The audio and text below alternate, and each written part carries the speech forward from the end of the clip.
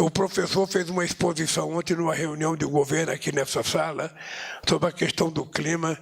Ele é físico, é da USP, e eu achei muito interessante trazer para vocês a apresentação que ele fez para nós. Ele sintetizou, não vai demorar o tanto de tempo que nós fizemos ontem. Depois a Marina e a Nívia falam, depois aí o Barroso fala e fala quem quiser falar daqui para frente. Tá bem? Vamos lá, então. Professor Paulo Eduardo Atacho Neto.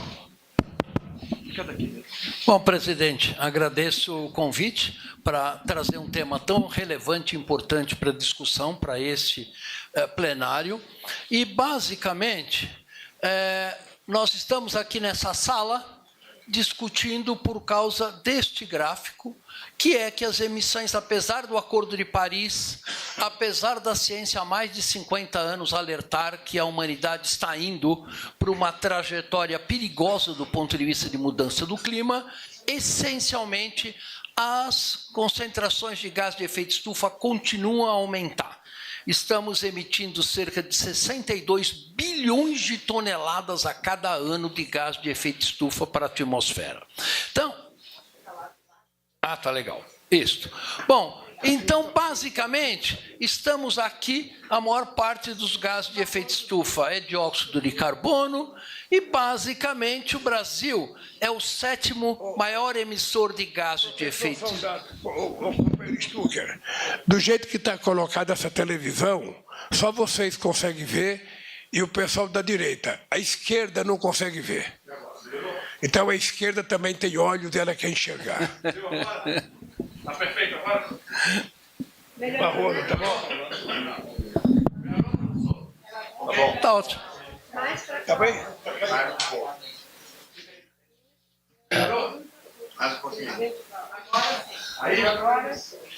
Aí, a imprensa veio um pouquinho para a direita. Bom, vamos lá, gente. Então, basicamente, no Brasil, 48% de nossas emissões estão associadas com o desmatamento e cerca de 27% adicionais são emissões da agropecuária. O vice-presidente Alckmin, ontem, me perguntou sobre esses números, de onde saem os números das emissões brasileiras, né? Eles saem deste relatório da UNEP, chama-se UNEP Gap Report, né? Já peguei o e-mail, vou mandar para a sua assessoria, que coloca que, do ponto de vista de emissões totais de gás de efeito estufa, o Brasil é o 7º maior emissor. Do ponto de vista de emissões per capita, o Brasil é o 4º maior emissor. Então, nós temos, sim, culpa no cartório, nós somos, sim, um dos 10 maiores emissores de gás de efeito estufa, com a responsabilidade pelo que a gente está observando. E quanto ao futuro? O painel intergovernamental de mudanças climáticas, que eu faço parte, faz projeções para o futuro do clima do nosso planeta de acordo com vários cenários de emissões. Num cenário de emissões que continuaríamos a emitir como estamos fazendo hoje, sem nenhuma, basicamente, redução, o planeta pode se aquecer, em média, 4,3 graus Celsius. Num cenário de implementação do Acordo de Paris, razoavelmente mediano, um cenário de 3,7 graus de aquecimento, e o Acordo de Paris implementado de uma maneira muito rigorosa, um aumento de temperatura de 2,8 graus Celsius. Então, vejam a gravidade da situação que nós estamos levando não só o planeta, mas também o Brasil, porque, do ponto de vista da distribuição geográfica deste aquecimento, num planeta 3 graus mais quente, as regiões continentais se aquecem mais do que as regiões oceânicas. O oceano é 75% da área do nosso planeta, e no caso de um cenário de 3 graus, o Brasil se aqueceria da ordem de 4 graus a 4,5 graus de temperatura em média. isto vai ter um impacto enorme sobre os nossos ecossistemas, sobre a quantidade de chuva, sobre a saúde da população e assim por diante. Mas o clima, além de ser temperatura, também temos alteração no padrão de chuva. E aí é que é uma questão chave para o Brasil, com uma economia que basicamente depende do agronegócio. Os modelos climáticos prevêem que a parte central e a parte da Amazônia vai ser muito mais seca do que ela tem sido nos últimos 30, 40, 50 anos, né? E vai chover mais no sul do Brasil, Rio Grande do Sul, Florianópolis, Santa Catarina e assim por diante. Então, vejam que um cenário onde redução de precipitação de 30% a 40% na área do Cerrado, onde hoje temos o agronegócio estruturado, está sendo previsto por basicamente todos os modelos climáticos. Isso também é previsto pela Embrapa, né? Isso daqui é uma publicação da Embrapa de 2019, que mostra desde a década de 80 o avanço das regiões com alto índice hídrico ou muito alto índice hídrico. Veja o que acontece nessa década, essa região atingindo Tocantins, Goiás, Mato Grosso, e na próxima década atingindo até a região de Rondônia. Então, oi? Alto déficit hídrico, muito alto déficit hídrico ou alto déficit hídrico. Então, o que a gente observa é que o Cerrado e a Amazônia já estão se tornando mais secos, né? Um dos eventos que associa com essas queimadas. Análises do MAP Biomas Água, né? Feitas recentemente, mostram que 76% dos municípios do Cerrado perderam superfície de água nos últimos 30 anos, sendo que uma fração grande deles perderam até 75% da água. Então, isso são dados de várias fontes diferentes, de resultados de modelagem, resultados de medidas, e todas convergem para a mesma questão. Outro aspecto das mudanças climáticas globais é o aumento de eventos climáticos extremos, como nós vimos no Rio Grande do Sul, como estamos vendo com a seca de 2023 e 2024 na Amazônia, e eles já aumentaram por fator 4 desde a década de 80 do século passado, né? E eu enfatizo que isso é muito bem previsto pela ciência, porque o relatório do painel brasileiro de mudanças climáticas que fizemos em 2011 já mostrava que o Rio Grande do Sul era uma região que poderia sofrer muito mais eventos climáticos extremos e grandes cheias, e que é efetivamente o que a gente está observando agora, né? Mesmo se você vai para uma escala urbana, nós temos que cuidar das nossas cidades, né? Você vê que a cidade de São Paulo, a precipitação está aumentando levemente, desde 1935, mas o número de dias de chuva que chove mais de 100 milímetros, ou seja, uma chuva muito forte, multiplicou por 4 nesse período. Então, quando chove, chove muito mais intenso, o que é ruim para as cidades, é ruim para a agricultura e é ruim para os ecossistemas, né? Bom, e o futuro dos eventos climáticos extremos, né? Os modelos climáticos prevêem que um evento que ocorria a cada 50 anos no início do século passado vai se tornar 39 vezes mais frequente e vai ser 5 vezes mais intenso. Então, basicamente, o que a gente está observando, esse crescimento de eventos climáticos extremos, e é importante perceber, nós estamos vendo o início deste processo. Ele vai se agravar conforme o aquecimento vai se agravando, e o nosso país tem, obviamente, que se preparar para isso, né? Falando um pouco da questão amazônica, né? A Amazônia é chave para a questão das mudanças climáticas por várias razões.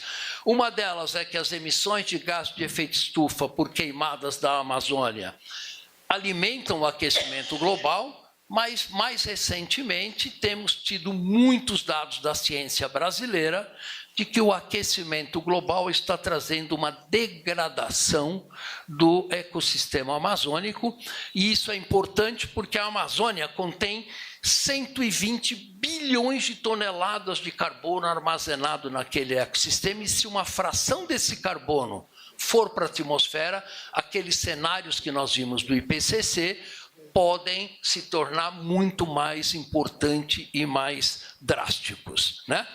Isto foi capa de uma revista importante, capa da revista Nature, a revista mais importante de ciência do mundo, feito por brasileiros, que mostra que uma transição crítica do ecossistema da Amazônia não está muito longe, né?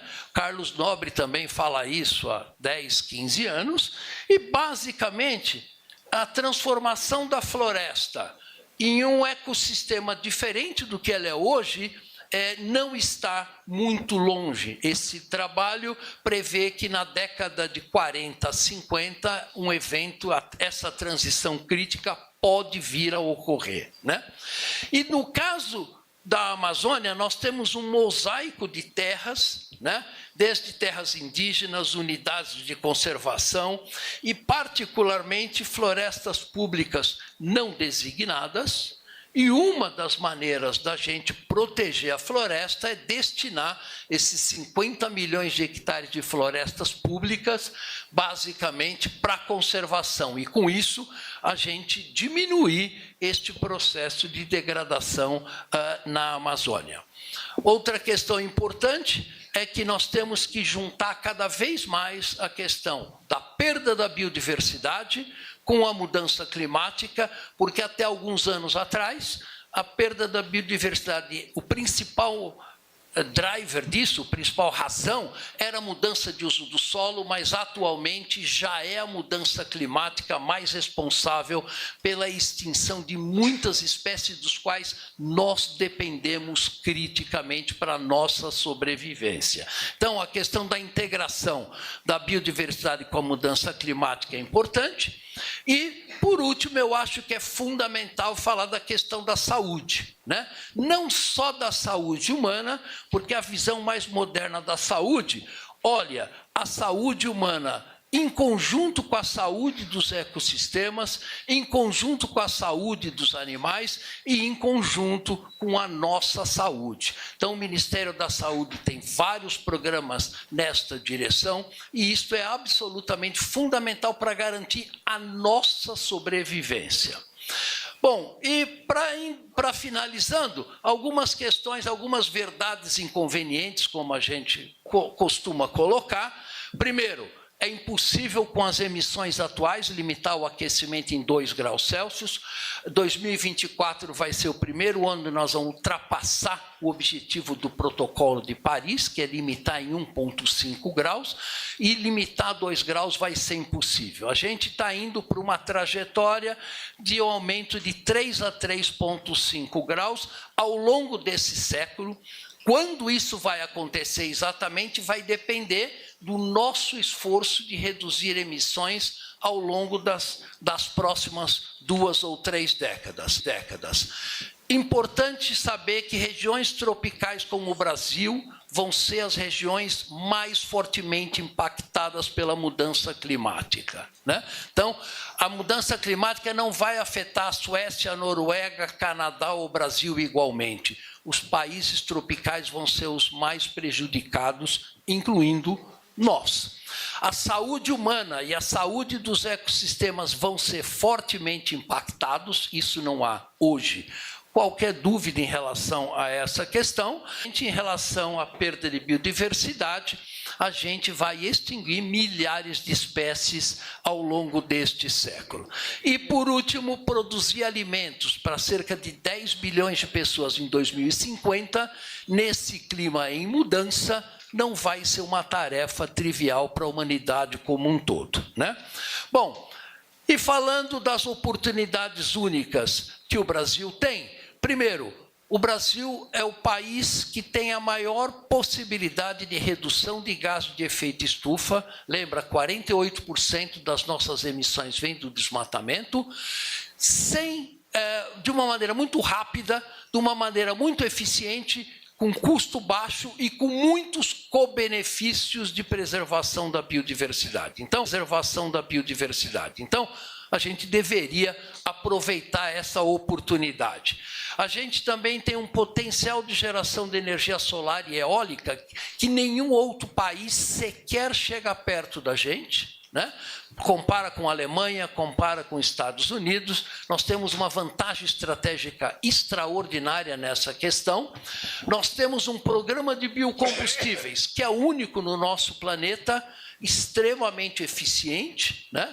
E a gente tem um potencial de sequestro de carbono com geração de renda para a população desfavorecida do nosso país, através de um mercado de carbono que beneficie a população local, que também pode trazer ou contribuir muito para a erradicação da pobreza no nosso país.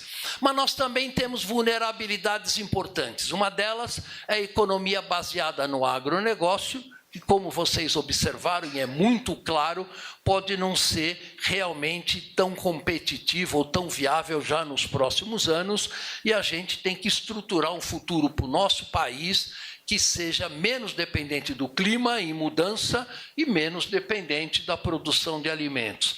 A gente tem importante geração de eletricidade, que depende da chuva, ou seja, depende do clima, né? Então, a gente viu nos últimos dias que estamos começando a startar termoelétricas, porque o nosso hidroeletricidade está com déficit.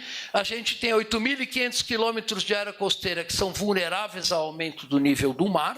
O nível do mar está previsto para aumentar alguma coisa da ordem de 1 metro a 1,5 metros ao longo deste século. Isso vai afetar todas as nossas cidades costeiras, e o Nordeste brasileiro, que era uma região semiárida, pode vir a se tornar uma região árida. Então, isso é uma preocupação que o Brasil tem que começar a pensar hoje para ações para as próximas décadas nessa direção.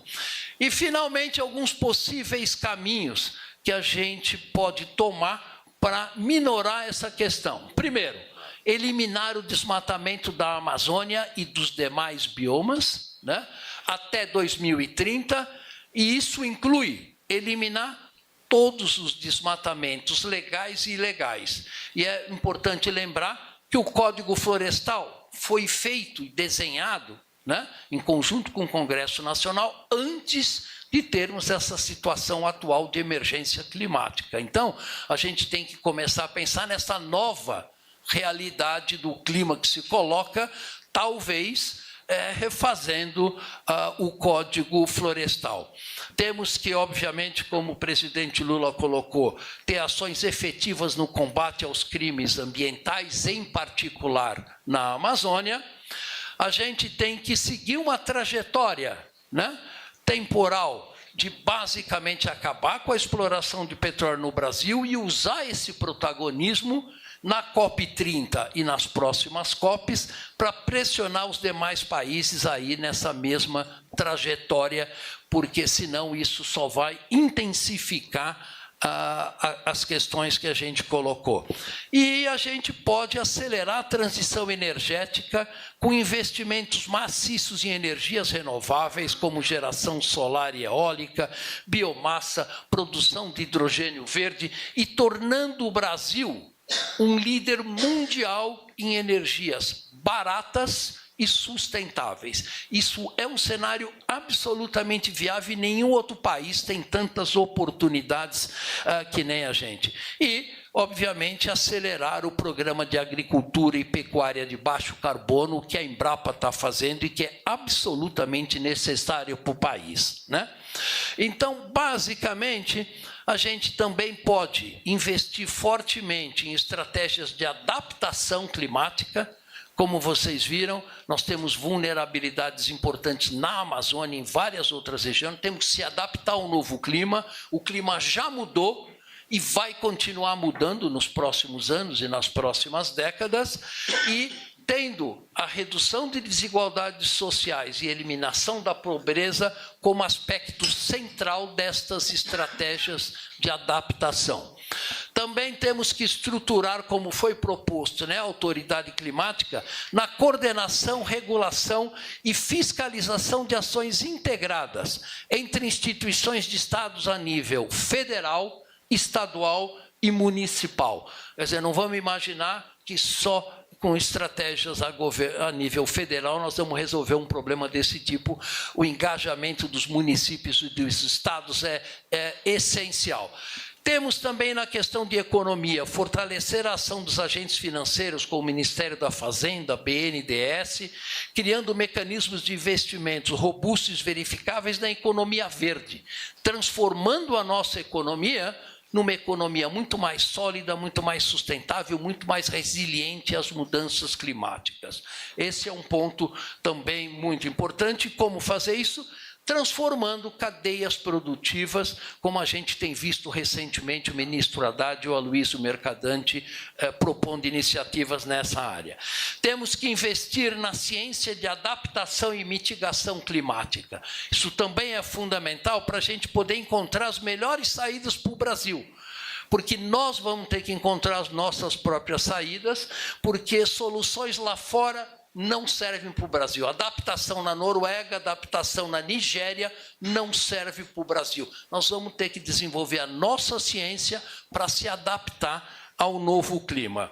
E, por último, reforçar em muito, quer dizer, não é aumento de 10%, 20% ou 50%, ou seja, dobrar ou triplicar o orçamento de agentes críticos nesse processo, que significa IBAMA, Previfogo, ICMBio, CEMADEM, INPE, institutos do MCTI, para que a gente possa encontrar as nossas soluções o mais rápido possível, para que esses órgãos possam ter condições de auxiliar o país nessa trajetória. Hoje, com os orçamentos muito baixos que eles têm, poucos têm condição efetiva de fazer isto, E é importante lembrar que o Brasil é signatário dos 17 Objetivos de Desenvolvimento Sustentáveis, dos quais o objetivo 13, que é a ação contra a mudança do clima, é chave para a gente atingir a redução da pobreza, é chave para a gente reduzir a disponibilidade de água